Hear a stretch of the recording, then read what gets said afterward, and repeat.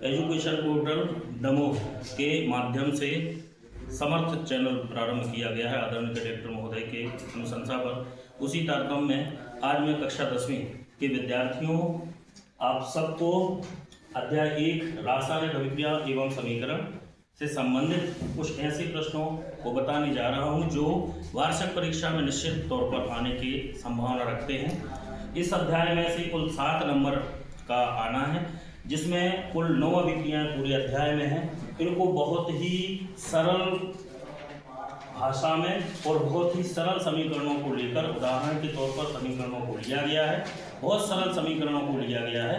इनके आधार पर यदि विद्यार्थी अपनी तैयारी करते हैं तो मेरा दावा है कि कम से कम इसमें से 2 प्रश्न आने की पूरे संभावना बनती है।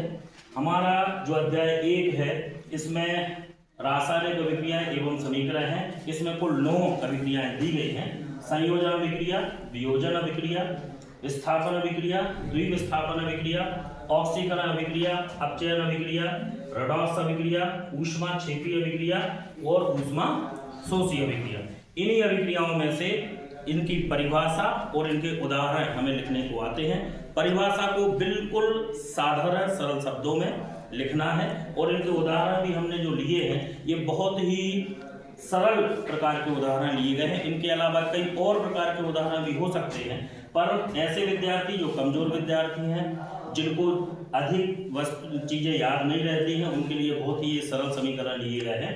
पहला जो अभिक्रिया है इसको अपन बोलते हैं संयोजन अभिक्रिया। संयोजन का मतलब होता है संयोग शब्द से निकली हुई अभिक्रिया है। संयोग का मतलब होता है जुड़ना। तो जब 2 या 2 से अधिक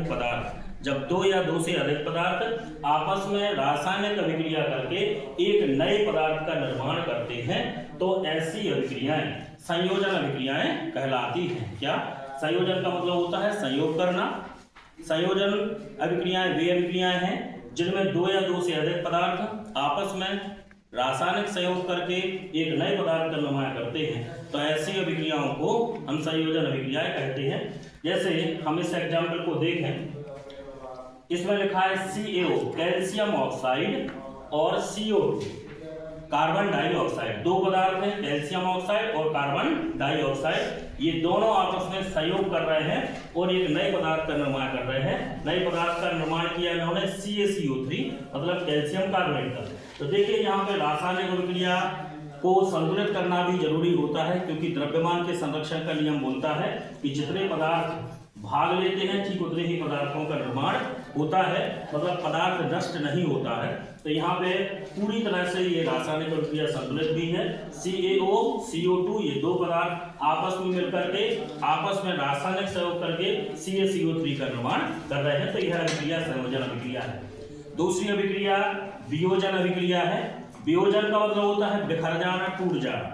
जब एक पदार्थ टूटकर 2 या 2 से अधिक पदार्थों का निर्माण करता है तो ऐसी अभिक्रियाएं वियोजन अभिक्रिया कहलाती हैं। वियोजन अभिक्रिया जो है यह संयोजन अभिक्रिया का विपरीत अभिक्रिया है। संयोजन अभिक्रिया में 2 या 2 से अधिक पदार्थ आपस में संयोग करके एक नए पदार्थ का निर्माण करते हैं, किंतु इसके विपरीत वियोजन अभिक्रिया में एक पदार्थ टूटकर 2 या 2 से अधिक पदार्थों का निर्माण करता है। तो इसी अभिक्रिया को जस्ट हमने पलट दिया है। अभी कैल्शियम ऑक्साइड और कार्बन डाइऑक्साइड आपस में मिलकर कैल्शियम कार्बोनेट का निर्माण कर रहे थे, पर अब यही कैल्शियम कार्बोनेट टूट के कैल्शियम ऑक्साइड और कार्बन डाइऑक्साइड का निर्माण कर रहा है। मतलब एक पदार्थ है जो टूट करके 2 पदार्थों का निर्माण कर रहा है, तो ऐसी अभिक्रिया वियोजन अभिक्रिया कहलाती है। तो इस तरह से संयोजन और वियोजन अभिक्रिया एक दूसरे के विपरीत अभिक्रियाएं होती हैं। तो इनके उदाहरण भी बहुत ही आसान तरीके से अपन समझा सकते हैं। उसी उदाहरण को ऊपर लिया गया है, उसका विपरीत कर देंगे तो नीचे उसका वियोजन अभिक्रिया का उदाहरण बन जाता है। इसके बाद आती है विस्थापन अभिक्रिया और चौथी है द्विविस्थापन अभिक्रिया।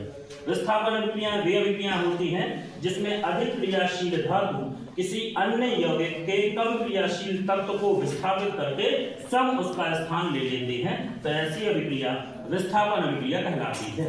जैसे इस एग्जाम्पल में हम देखें तो CuSO4 यानी कॉपर सल्फेट और आयरन की क्रिया की गई है। आयरन जो है वह कॉपर से अधिक क्रियाशील धातु है, इसलिए आयरन कॉपर सल्फेट के कॉपर को विस्थापित करके स्वयं उसका स्थान ले लेता है और फेरस सल्फेट FeSO4 का निर्माण कर देता है तथा कॉपर को यहाँ से विस्थापित कर देता है। तो इसी कारण से इस अभिक्रिया का नाम विस्थापन अभिक्रिया है, क्योंकि यहाँ पे अधिक क्रियाशील धातु आयरन जो है वह कम क्रियाशील धातु कॉपर को इसके स्थान से विस्थापित कर रही है और स्वयं उसका स्थान ले रही है। तो ऐसी अभिक्रियाएं जिनमें अधिक क्रियाशील धातु किसी दिए गए यौगिक की कम क्रियाशील धातु को विस्थापित कर देती है और स्वयं उसका स्थान ले लेती है, तो ऐसी अभिक्रियाएं विस्थापन अभिक्रियाएं कहलाती हैं।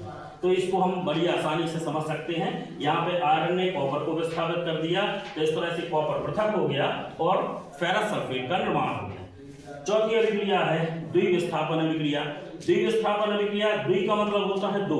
इसमें विस्थापन अभिक्रिया में केवल एक पदार्थ, केवल एक तत्व ने एक तत्व का ही विस्थापन किया था, पर द्विविस्थापन अभिक्रिया में दो तत्वों का विस्थापन दो अलग अलग पदार्थों के द्वारा होता है। तो ऐसी अभिक्रियाएं जिनमें आयनों का आदान प्रदान होता है, उन अभिक्रियाओं को हम द्विविस्थापन अभिक्रियाएं कहते हैं। जैसे BaCl2 बेरियम क्लोराइड और H2SO4 सल्फ्यूरिक अम्ल।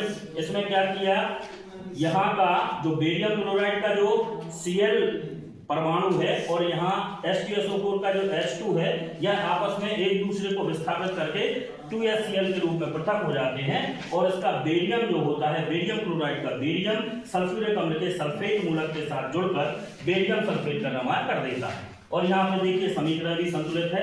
क्लोराइड जो मूलक था ये क्लोरीन के रूप में दो परमाणु के रूप में था, हाइड्रोजन के दो परमाणु हैं, तो यहाँ पे HCl के दो अणुओं का निर्माण हो जाता है। तो यह अभिक्रिया जो है रासायनिक रूप से संतुलित है। तो ऐसी अभिक्रियाएं जिनमें दो यौगिकों के आयनों का आपस में आदान प्रदान होता है और नए पदार्थों का निर्माण होता है, ऐसी अभिक्रियाओं को हम द्विविस्थापन अभिक्रियाएं कहते हैं। पांचवें प्रकार की अभिक्रियाएं हैं, इनको बोलते हैं ऑक्सीकरण अभिक्रियाएं। इनके नाम से स्पष्ट हो रहा है, ऑक्सीकरण मतलब ऑक्सीजन का जुड़ना।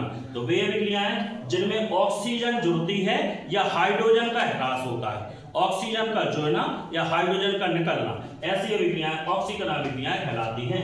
यहाँ देखिए कार्बन की क्रिया जब ऑक्सीजन से कराई गई तो इससे कार्बन डाइऑक्साइड का निर्माण हो गया, तो ऐसी अभिक्रिया ऑक्सीकरण अभिक्रियाएं कहलाती हैं। तो वे अभिक्रियाएं जिनमें ऑक्सीजन का योग होता है ऑक्सीकरण अभिक्रियाएं कहलाती हैं, या हाइड्रोजन का ह्रास होता है, हाइड्रोजन निकलती है, उनको हम ऑक्सीकरण अभिक्रियाएं कहते हैं। छठवीं प्रकार की अभिक्रियाएं हैं अपचयन अभिक्रियाएं।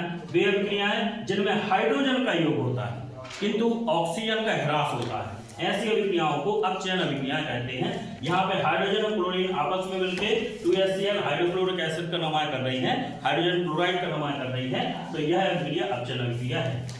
और ऐसी अभिक्रियाएं जिनमें ऑक्सीकरण भी हो रहा हो और अपचयन भी हो रहा हो, ऐसी अभिक्रियाओं को हम रेडॉक्स अभिक्रियाएं कहते हैं। यानी वे अभिक्रियाएं जिनमें साथ साथ एक साथ ऑक्सीकरण भी होता है और अपचयन भी होता है, ऐसी अभिक्रियाओं को हम रेडॉक्स अभिक्रियाएं कहते हैं। जैसे इस एग्जाम्पल में देखें हम, कॉपर ऑक्साइड जो है CuO और हाइड्रोजन ये आपस में क्रिया कर रहे हैं। यहाँ पे CuO में जो CuO है उसका क्या हो रहा है, अपचयन हो रहा है और हाइड्रोजन का ऑक्सीकरण हो रहा है। तो इस तरह से हाइड्रोजन का ऑक्सीकरण होकर जल का निर्माण हो रहा है, जबकि कॉपर ऑक्साइड का अपचयन होकर कॉपर पृथक हो रहा है, कॉपर का निर्माण हो रहा है। तो इस अभिक्रिया में CuO का अपचयन हुआ है किंतु हाइड्रोजन का ऑक्सीकरण हुआ है, इसलिए ऐसी अभिक्रियाओं को हम रेडॉक्स अभिक्रियाएं कहते हैं, क्योंकि इसमें ऑक्सीकरण एवं अपचयन दोनों एक साथ साथ होती हैं। आठवें प्रकार की अभिक्रियाएं ऊष्माक्षेपी अभिक्रियाएं हैं। ऐसी अभिक्रियाएं नाम ही से स्पष्ट हो रहा है, ऊष्माक्षेपी, क्षेपी का मतलब होता है निकलना। वे अभिक्रियाएं जिनमें अभिक्रिया के दौरान ऊष्मीय ऊर्जा उत्सर्जित होती है, ऊष्मीय ऊर्जा बाहर निकलती है, ऐसी अभिक्रियाओं को हम ऊष्माक्षेपी अभिक्रिया कहते हैं। जैसे इसमें कैल्शियम ऑक्साइड और जल की जब क्रिया कराई जाती है तो इससे कैल्शियम हाइड्रोक्साइड का निर्माण होता है, और जब कैल्शियम हाइड्रोक्साइड का निर्माण होता है तो बहुत बृहद मात्रा में ऊष्मीय ऊर्जा भी उत्पन्न होती है। तो ऐसी अभिक्रियाएं ऊष्माक्षेपी अभिक्रियाएं कहलाती हैं। नौवीं और अंतिम प्रकार की अभिक्रियाएं हैं ऊष्मा शोषी अभिक्रियाएं। ऊष्मा का शोषी का मतलब होता है अवशोषित होना। तो वे रासायनिक अभिक्रियाएं जिसमें ऊष्मीय ऊर्जा का अवशोषण होता है, ऐसी अभिक्रियाओं को हम ऊष्मा शोषी अभिक्रियाएं कहते हैं। जैसे कैल्शियम कार्बोनेट को यदि ऊष्मीय ऊर्जा दी जाए तो यह कैल्शियम ऑक्साइड में और कार्बन डाइऑक्साइड में पृथक हो जाता है। तो इस तरह से कैल्शियम कार्बोनेट का ऊष्मा देकर कैल्शियम ऑक्साइड और कार्बन डाइऑक्साइड में बदलना किस प्रकार की अभिक्रिया है, ऊष्मा शोषी अभिक्रियाएं हैं। तो इस तरह से अध्याय 1 जो है इसमें कुल 9 अभिक्रियाएं हैं और इन 9 अभिक्रियाओं में से 2 अभिक्रियाओं के आने की पूरी संभावना है। प्रत्येक वर्ष बोर्ड परीक्षा में कक्षा 10वीं में इन अभिक्रियाओं में से कोई ना कोई अभिक्रिया पूछी गई है। तो आशा करते हैं कि यह वीडियो आपके लिए बहुत ही सारगर्भित महसूस होगा और परीक्षा के लिए बहुत ही उपयोगी सिद्ध होगा। इसी आशा के साथ मैं अब अगले वीडियो के लिए आप इंतजार करें। अगले वीडियो में फिर मैं अध्याय 2 से ही इसी प्रकार का एक इंपॉर्टेंट क्वेश्चन निकालूंगा। इस प्रकार से कुल 13 अध्याय हैं। हर एक अध्याय से मैं ऐसी कुछ महत्वपूर्ण प्रश्नों की सीरीज, एक पूरी महत्वपूर्ण प्रश्नों की श्रृंखला आपको देने का कोशिश करूंगा, जो आपकी वार्षिक परीक्षा के लिए बहुत ही आपके लिए उपयोगी सिद्ध हो सकती है। धन्यवाद।